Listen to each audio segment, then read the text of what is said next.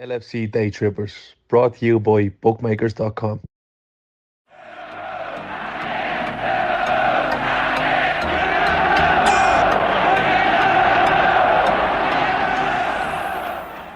Hello, good evening, and welcome to the LFC Daytrippers. I'm Gav, and this is your Liverpool History This Week show, sponsored as always by bookmakers.com.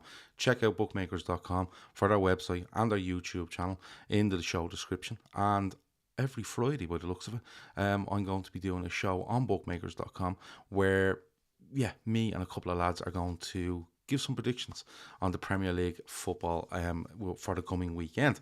So go and check them out. Make sure you check out their website and make sure you subscribe to their YouTube channel. With regards to their website, always gamble responsibly. This is not a website where you go and gamble directly. It's somewhere where you can get the best prices on stuff. You can get stats. You can get, you can compare different things.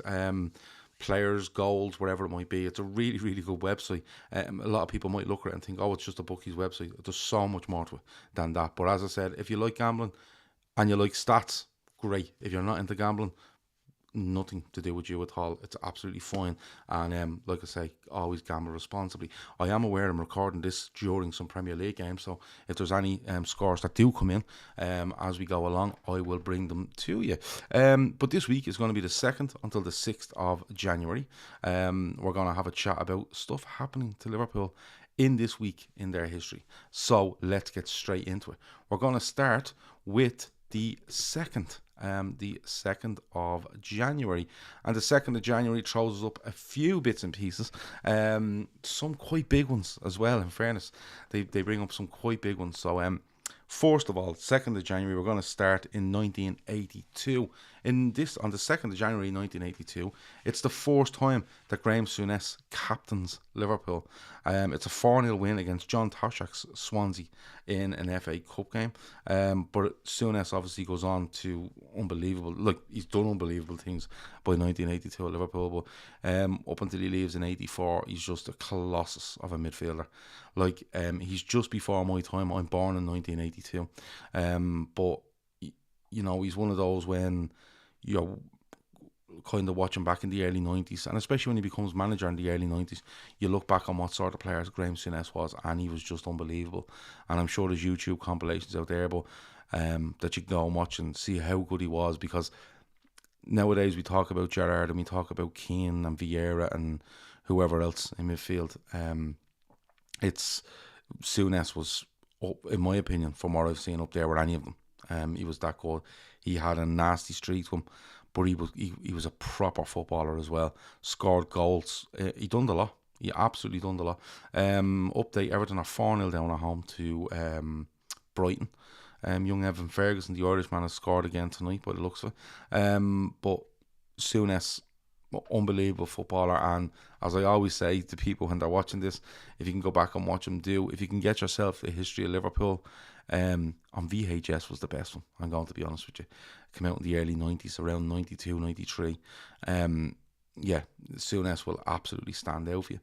In 2013, on the 2nd of January, Daniel Sturridge, which I've written on screen for some reason, but Sturridge, signs for Liverpool. He signs for £12 million from Chelsea. Coutinho signs in the same month, if I remember right, for about £8.5 million. And you know what? Sturridge is an unbelievable player. 160 games for Liverpool, 67 goals. Unbelievable in 13-14 for us. Actually unbelievable at the end of 12. 12-13. It's 2012 he signs. No, he doesn't. He signs in January 2013. But he's brilliant for that 6 months. And then him and Suarez just strike up this unbelievable partnership. And in fairness, in 13-14, I think Suarez is banned for the first 5 games. Sturridge scores in the first 3 1-0 wins. If I remember right, they're Stoke at home, Villa away, United at home. He gets all 3 goals in 3 1-0 wins, and Suarez comes back in the 5th game, I think away to Sunderland, and I think Sturridge scores an assist in that game as well. So just a brilliant player, and it's still, in my opinion, he stays in Liverpool till 2019. He wins the European Cup, of course, but we don't see the best of him for me from the start of 2014 right till the time he leaves. And I genuinely put that down to Roy Hodgson, because Liverpool go away, I think it might be Balotelli's debut, and they win at Spurs, I want to say 3-0, and Balotelli plays, Sturridge looks electric. He goes away with England. This is off the back of the 2014 World Cup, if I'm right, and Liverpool specifically tell England that he needs this training schedule, the rest, the recuperation, the treatment to get him through international breaks, and this is what he's coming back from and stuff like that. And he goes away and he gets injured with England, and genuinely, I haven't looked up the stats, but I genuinely think Sturridge's the amount of games Sturridge plays drops and drops and drops from there on in, per season with Liverpool as the years go on. But he's brilliant. He scores a brilliant goal in the UEFA Cup final 2016 at Sevilla. We get beaten, but the opening goal is an absolute stunning goal. And he, like, somebody, there's comments here about him. Chris Back says, after the Suarez ban, people forget how many big goals Sturridge scores. And Paul Giovanni says his goal variety was amazing. It was. You know, if you look at Everton, when we beat them 4-0 in 13-14, he's put through on goal, ice kill, buries it. And then he's put through by Kolo Toure long ball, and has the vision, I suppose, to see the keeper coming and lob him at the Anfield Road, and he scores so many good goals. Kev says he liked Daniel a lot as a player, but some great content from behind the scenes. I'd say he'd be a great crack around the club. Yeah, and you know what? You hear about players that stay on at clubs maybe a bit too long, but they're kept because of who they are and how they are around the dressing room, and maybe that was one of those things with Sturridge. We knew his time was up before the European Cup, but a brilliant goal scorer for Liverpool. And around this time you do see, or you know, someone will show you a video of all 67 goals he scored for Liverpool, and there's some absolute belters in there, so check that out as well.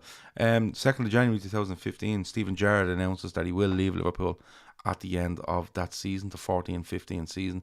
Of course, his Liverpool career ends with a 6-1 defeat at Stoke, which was just, you know, it was a horrible way from the end. He announces that he will be leaving. I think the LA Galaxy thing is announced at that time. Gerrard has been at the club for 17 years at this stage, and I've spoken about Graham Souness a minute ago, but and Souness is unbelievable, but Gerrard goes down as the best midfielder the club has ever had. I don't think there's any doubt on that. I think when you look at the teams Souness was in from 77 to 84, they're just colossal sides. You know, like they win the European Cup in 78, 81, 84, all with Souness in them. You know, they win league titles. I think they might win, I want to say 5 league titles in that time, 4 or 5 league titles, and he was just in a brilliant side. Gerrard wasn't. You know, he comes on in 98. I think he makes his debut away at Spurs. Ginola gives him a run around at right back. He comes on then against, actually might make his debut at home to Blackburn. But then away at Spurs, he plays and he gets to run around with Ginola, and he admits that. He scores that goal against Sheffield Wednesday around 98, isn't it? And then he's in a really good side in 2001. He's not in a great side in 2005. He drags them to a Champions League final and drags them to a win in that final. The FA Cup the following year, unbelievable. He's brilliant with Torres in 08-09. Absolutely unbelievable. He's actually brilliant in 2013-14, where his game, he's dropping forward or back, and I thought he was really good for the age he was. He just had a bit of a sour ending at Liverpool. The way it had to be announced 6 months before, I thought was a bit poor from the club. And that's probably me just not liking Brendan Rodgers. But what a player for Liverpool, Steven Gerrard, you know. I put him up there with any midfielder I've seen. He had everything, and anyone that speaks about him will tell you the same. So it's unbelievable. United are 2-0 up at home to Bournemouth. Luke Shaw, it looks of it. So there you go. Kevin Sullivan said he felt genuinely sick today. Gerrard announced that, but it was well flagged. There you go. We lost against Palace as well in his final home game. Says John, we did. I think it was 3-1. I think Lallana puts us 1 up, and we get beaten. But it was just a horrible end for him in a team that was all over the shop. So it was one of those. And finally, in 2018, Pep Linders leaves the club in 2018, off to Holland for a very short stint in Holland as a manager. Doesn't work out for him. He comes back, I think, in January 2020, I think. Was it? No, a bit later than that. Might have been January 2019 maybe. But he's not gone long. Not gone long at all. He's still here. You know, he's written that book. People blame Liverpool's form on that book, which is laughable. But yeah, he left the club at that time to try his hand at management. Probably a bit too early for him. And, you know, I'm sure when the Liverpool job comes up in 3 years' time or whatever it is, Linders might be in the running for it. But I think a lot of people will point to that little soiree he had in, you know, that little glance he had of management. But he's older, he's more experienced now. He's seen a lot of Liverpool, so it's one of those things. So yeah, Pep Linders leaves the club on this day, 2018, 2nd of January. He is back at the club now, as we know. On to the 3rd of January. Let's get through it. In 1981, Liverpool beat Altrincham. Doesn't sound much, doesn't it? Beat Altrincham 4-1 in the FA Cup 3rd round at Anfield. It's the 85th home game unbeaten for the Reds, which is fucking outrageous. And when you look at it, I didn't go back and look when this stretches back to, but 85 games has to be 4 years. So somewhere around 77, 78, somewhere along that. But that's just, I just seen that record and I thought that is unbelievable, because when you look at the Liverpool side of now, between 18, 19, right up until halfway through 2021, I think they haven't been beaten at home. So yeah, it's an unbelievable record, and that's 1981. In 1987, Adrian, our third choice goalkeeper, was born. Again, a man that splits opinion. Comes in at the start of 1920. Alisson gets an injury. He's in already, but I think Alisson gets an injury and he has to play. He comes on in the first home league game against Norwich that season, and plays in the Super Cup. If you remember, he's the hero in penalties. Bit rocky, but Adrian was born on this day. Still at the club. Rumours that he might leave the club this month if Liverpool were to bring in a foreign signing, because of all the restrictions around how many foreign players you can have in your squad and stuff like that. But look, it's one of those. Gav, did you know anybody that ever paid money for Adrian in his career? He was only ever for free or alone. I don't think he's ever commanded a fee. I think you're right. I don't think he's ever commanded a fee, or if he has, it was very, very small. And MC as well says, Gav, I hate how other fans compare the midfielders to Stevie, Scholes, Lampard, or Kevin De Bruyne ain't scoring at Istanbul or West Ham 06 goals.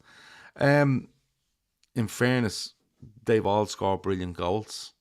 And even talking about the 06 final, I don't know why we're comparing. Steven Gerrard done it. No, nobody else done it. Same way as De Bruyne had done something. Steven Gerrard didn't do it.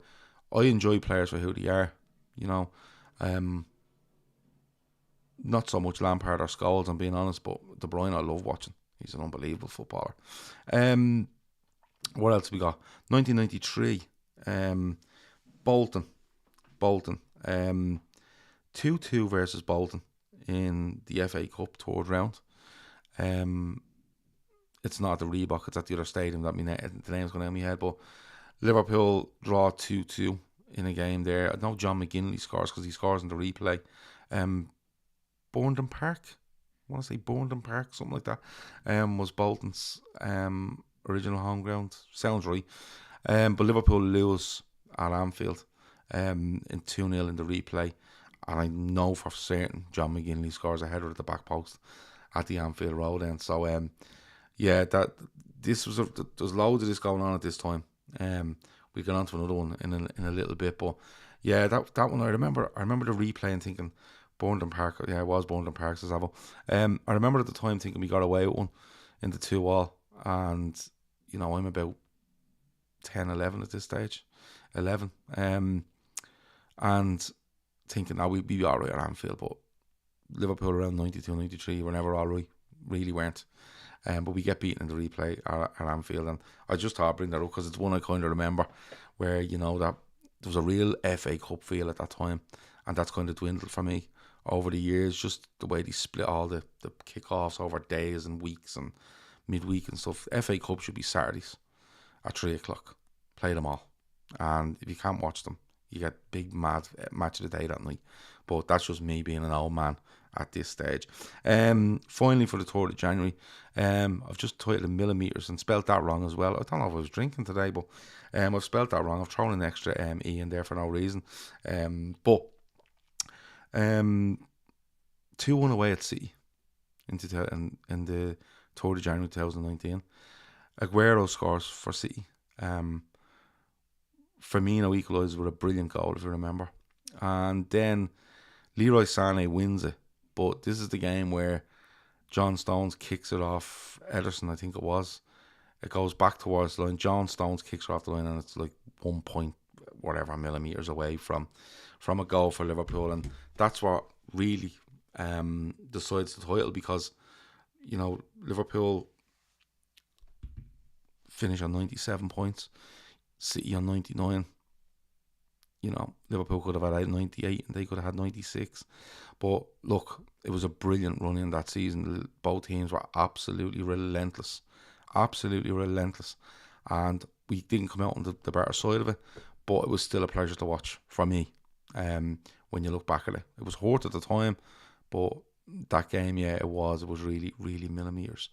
4th of January, and I know I'm getting through this because we have a show at 10 o'clock where me and Shawnee are going to have a lovely big chat about what's wrong with Liverpool at the moment. But the 4th of January, let me see where we are. Well, we're going to start with James Milner, 1986. On the 4th of January 1986, James Milner is born.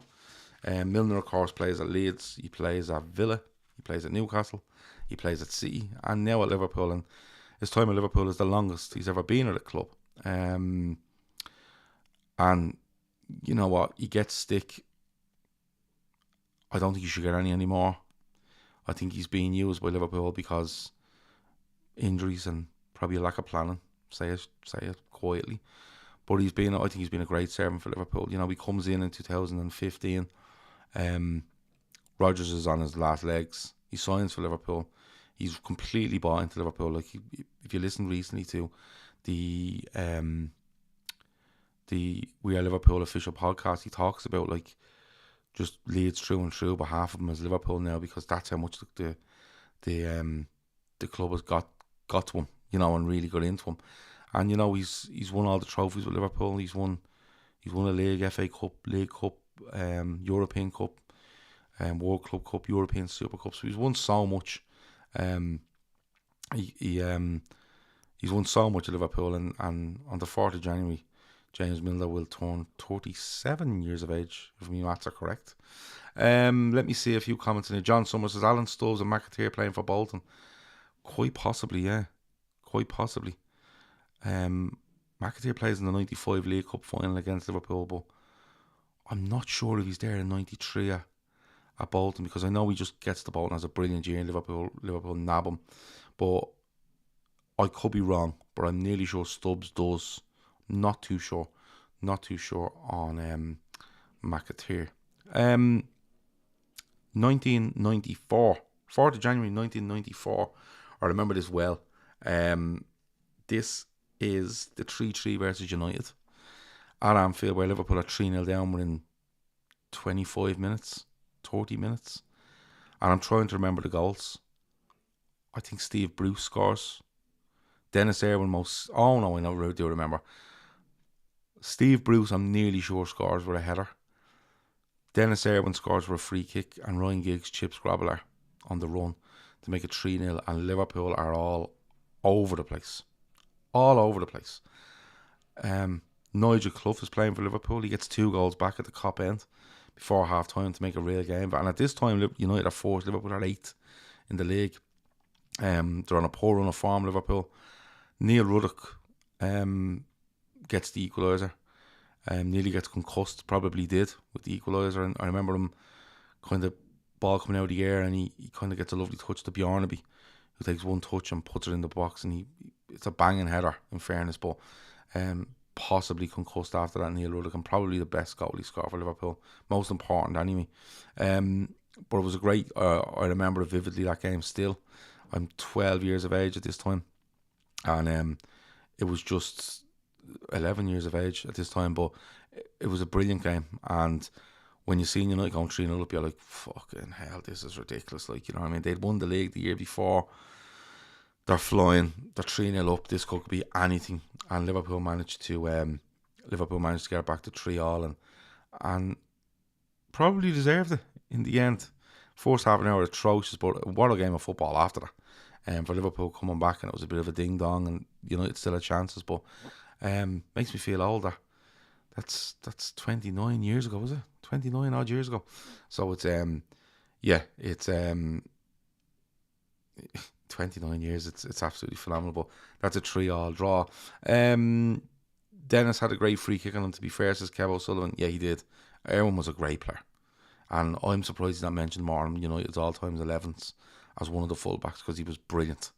Off both feet, defended, got forward, assisted, penalties, free kicks, shots on him. He had a lot, Erwin did. He really, really did. But he was just so unassuming the way he went around his business. He wasn't as high profile, I suppose, as others, but he was a brilliant, brilliant free kick. Rory says his dad tried to get him into different pubs in Finglas to watch this, and ended up in Aaron's Clubhouse to watch it. Bouncers wouldn't let us in anywhere. He was 14 at the time, Rory. Yeah, so you're feeling as old as I am. MC wasn't even born at the time, but this show is for MC and the likes that probably weren't born. Pick up a few things, go and watch it, go and watch them back, find some footage, and learn a bit as you go. And I learn as I'm doing this as well. And Tom Boland said Ruddock had a lump on his forehead after that header, nearly as big as the ball. It was some header. In 2001, 4th of January 2001, Jari Litmanen signs for Liverpool. And I was over the moon with this, because Litmanen was some player. Just an unbelievable footballer. I think he turns us down, goes to Barcelona, and I just loved the type of player he was. He was so elegant on the ball, brilliant first touch, brilliant vision. He could finish. But I just seen when he came in, and I was like, Heskey and Owen walking off him, just, will be an unbelievable setup. Like, and he sets one up for Heskey in a cup game against City. I want to say the 5th round. And it's just one touch, and he just puts Heskey through, and it's a brilliant turn and touch. I think we beat City something like 4-2 that day or something. But I've seen Passy play. I think he plays a brilliant one away at Villa Park to put somebody in as well. It might have been Murphy against Schmeichel at Villa Park against Villa. But he was just a brilliant footballer, Jari Litmanen. Probably didn't see the best of him, but I was just delighted to see him in a Liverpool shirt, because he was a proper number 10, or one of these players that just plays off the striker. He was absolutely brilliant. John Summers says he was so excited about Litmanen. He is a class act. Big Liverpool fan as a kid. Was Litmanen? Yeah, he was. He became the perfect experience head behind Owen and Heskey, said Chris. Yeah, I think I'm right when I say he does a lovely assist for Heskey in a cup game against City or Anfield. I think it was a 5th round game in around that. But excellent player, Jari Litmanen. 43 games for Liverpool, 9 goals. And he goes back in, I think it's the summer of 2002. He ends up going back to Ajax. That's where he was. But yeah, quality player. And even if you go back and watch him in his Ajax Barcelona days, he was just a brilliant player. 2003. 4th of January 2003, Jamie Carragher makes his 250th appearance against Man City. 1-0 win at Main Road. Danny Murphy gets the goal, and it's the final visit of Liverpool to Main Road. Carragher, of course, goes on to make scandalous amount of games for Liverpool. 700 plus, isn't it? He's second only to Ian Callan, I think. But that was Carragher's 250th game for Liverpool. Let's jump on to the fifth. Before we do, Chris Back says Jari's little jump before it took a pen was funny. Yeah, he did. He done a little skip, didn't he? Didn't do anything to affect the keeper. It was obviously just a routine where he done a skip and ran and usually passed it with his instep. Usually bottom left. He liked bottom left a lot. But it's funny you talk about that like as part of a routine, because Harry Kane in the World Cup, when he takes his first penalty And people were saying maybe the pressure got to him. Did he do anything different? He didn't. He does exactly the same routine. And it's mad how routine just tries to keep your brain in check. Now I know Maguire goes high and handsome for the second penalty, but if you watch him, he puts the ball down, he fixes his socks, he stands up, he fixes his jersey. You know, when he's watching, his eyes do the exact same thing before he takes penalties. And that's muscle memory to try get you and to try calm your nerves while you're doing this routine. And it was funny because when I watched, I kind of got the golf reference where I went, in golf a lot of people do the same routine over and over again, and sometimes when you're playing with these people that do this, you're kind of going, jeez, he's doing this routine again. But they're usually good golfers because they stick to what they know and they stick to that routine where they take nerves out and they take situations out, and that's how good they are. But 5th of December, there's some good ones in this. I like this. So in 1991, Liverpool drew 1-1 at Ewood Park against Blackburn in the FA Cup, and we got out of jail in a massive, massive way.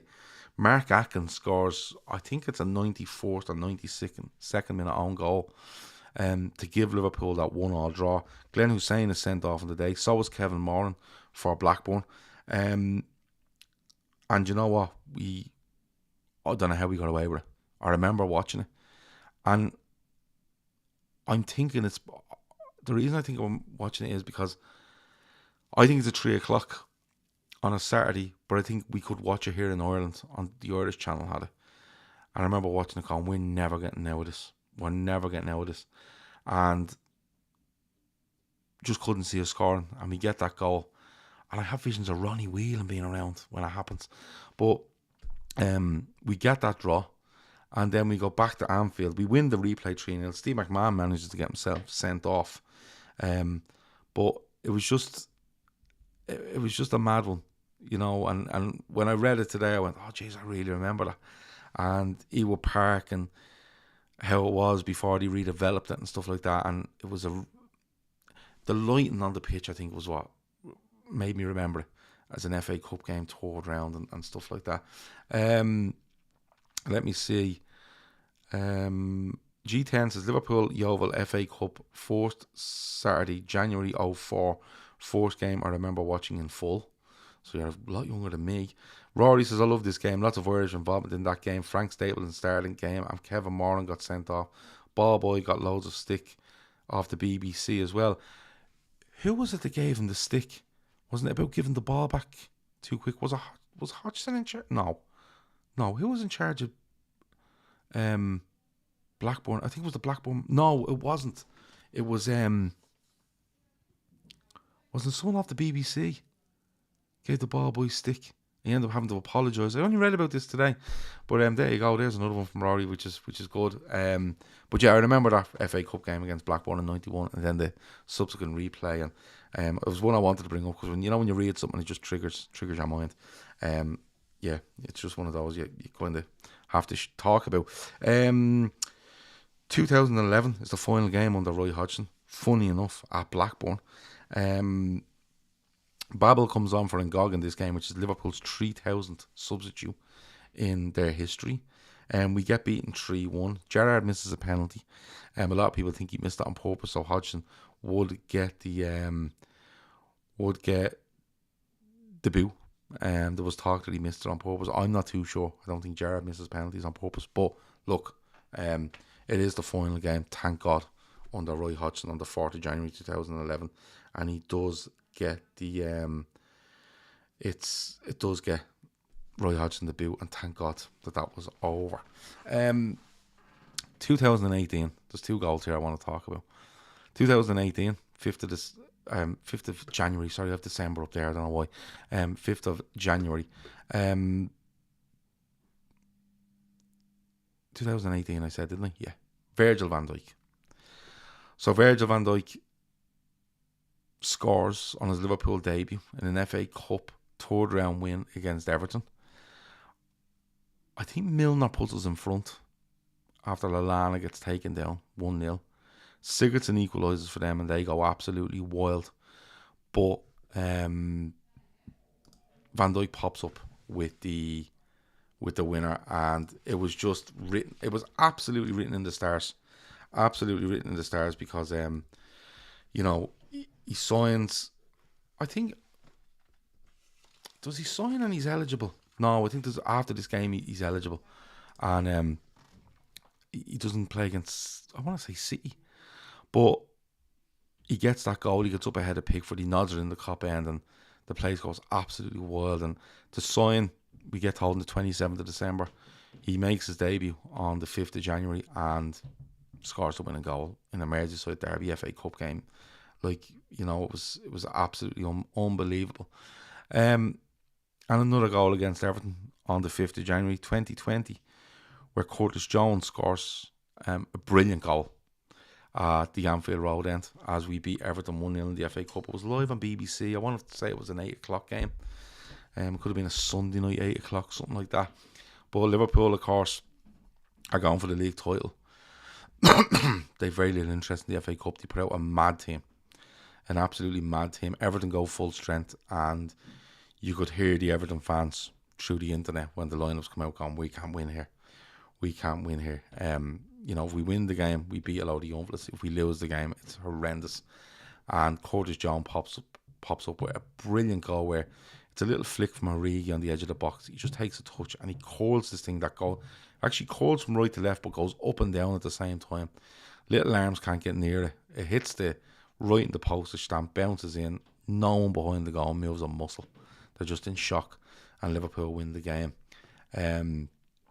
Liverpool win the game 1-0, and for two games to be on the same date, 2 years apart, Virgil van Dijk and Curtis Jones scoring winners. I had to add them both in because, the two wins against Everton. Let me see here. Mrs. City with the tie hamstring the game. We won 4-3. So Chris Brack, you're right. Live right now, Newcastle holding on for a great result here. A few minutes left. I'm not too sure what the score is. I'm presuming it's still goalless. Let me see. Back to Kevin Moran and Blackburn. There's a great pic of Kevin Moran pinning Ian Wright to the ground as a Blackburn player at Highbury. Look it up. Ian Wright has his hands up asking him to relax. The team we picked was wild for this game that Jones scores in, says Chris. Brought Phillips back from loan to play. Milner goes off injured after 5 minutes.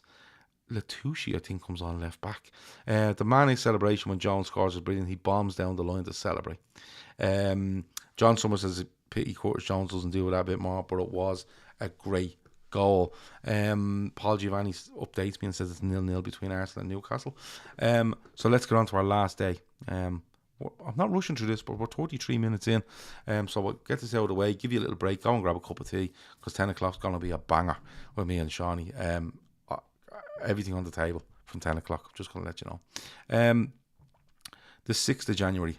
So, 1996 I'm going to start you off with. And I wanted to give this fella a mention because Stan Collymore scores 3 in a 7-0 win against Rochdale at Anfield in a third round FA Cup game. Lots of FA Cup obviously this week in our history. Collymore gets a hat-trick. Liverpool wins 7.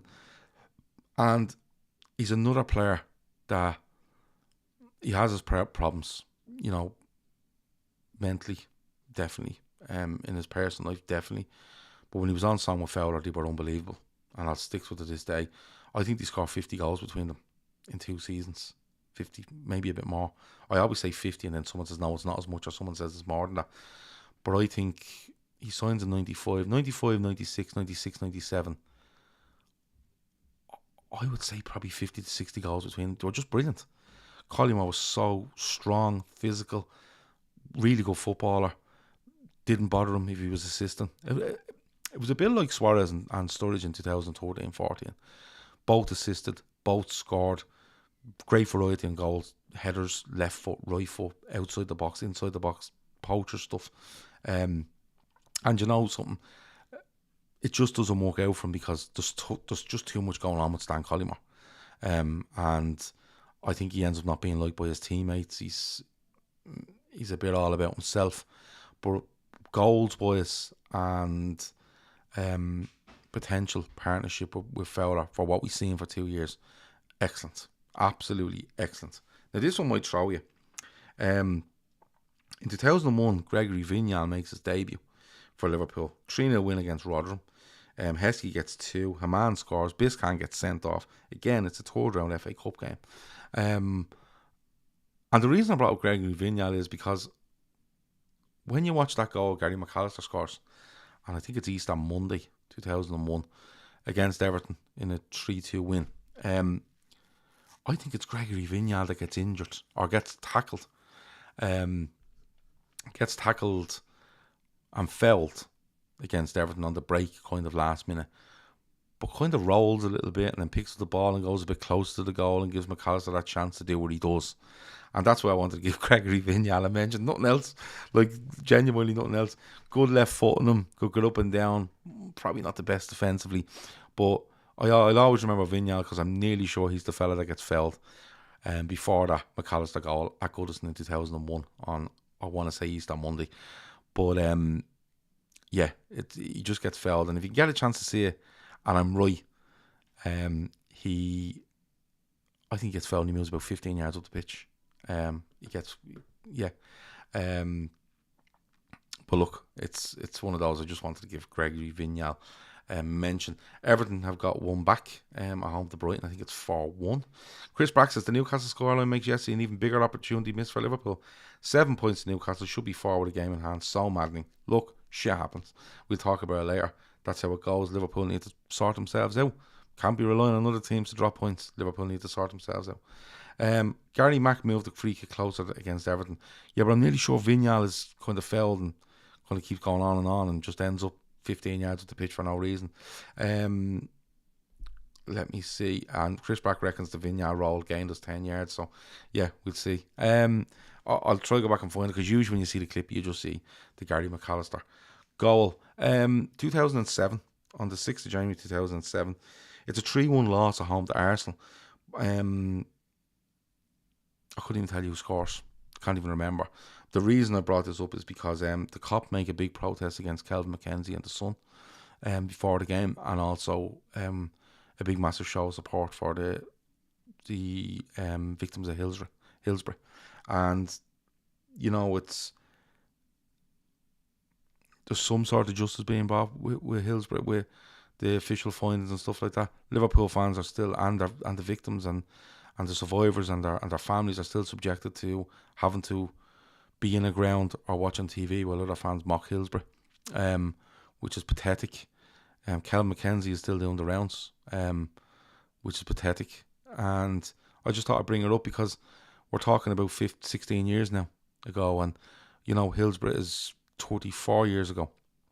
But when you look at it, happened in 89, 2007, it just brings it back. And I'm not trying to not even dumb it down. Just when you look at the years and the timestamps on it, 89, 2007, you see that there.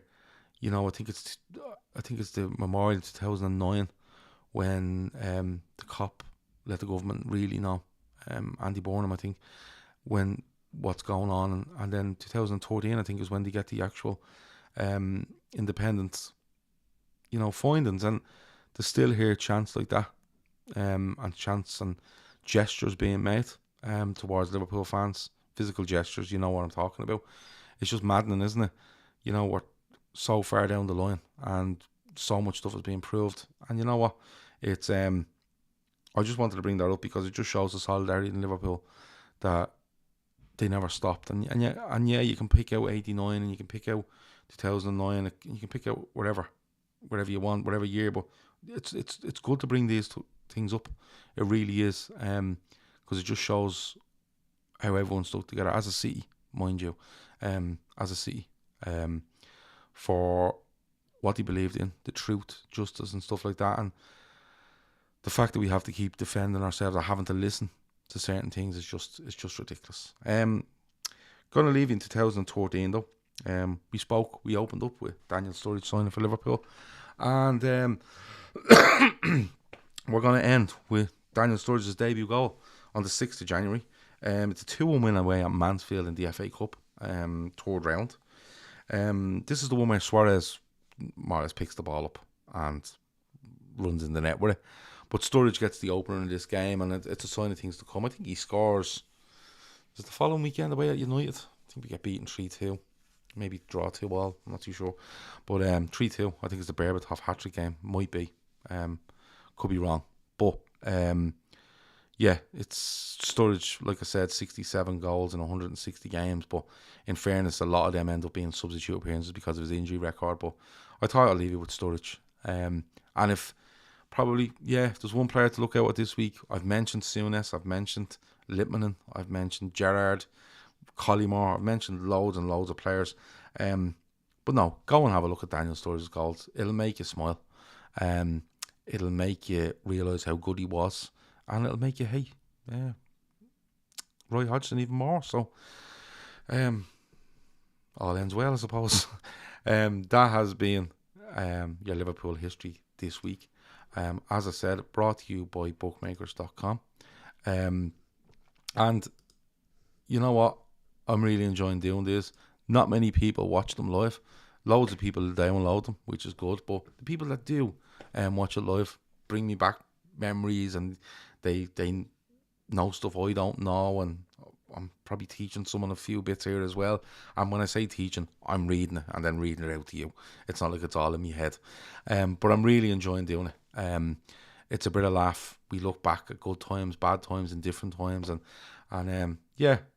as time goes by, it makes them easier to talk about, especially the bad ones. But really enjoyed it. In about 20 minutes time, 10 p.m, me and Shawnee will be going live talking about the problems with Liverpool at the moment, what the problems are now from top to bottom, and what we need to do to sort those problems, both in the hierarchy, management, playing staff, fans, wherever it might be. We're going to go and have a look at that. You know, I don't pull many punches, but Shawnee most definitely doesn't, so it might be worth looking at. Check out bookmakers.com. Link is in the description for that website. As I said, gamble responsibly. If gambling's not for you, that's absolutely fine. But even at that, if gambling's not for you, it's a website where you can find stats, comparisons, and stuff like that. So it is good in that way. It actually tailors for a lot of people, whether they gamble or not. Please subscribe to the YouTube channel. We are pre-recording something on Thursday that will hopefully go out every Friday, where we do 30 to 40 minutes looking at the Premier League, giving quick reaction or quick prediction or whatever it might be, and that should be fun. So if you subscribe to them, hit the bell icon, and you will see my head every Friday having a chat with a Spurs and a United fan, I think, every week. So it should be good. Talk to you in a bit. Over and out.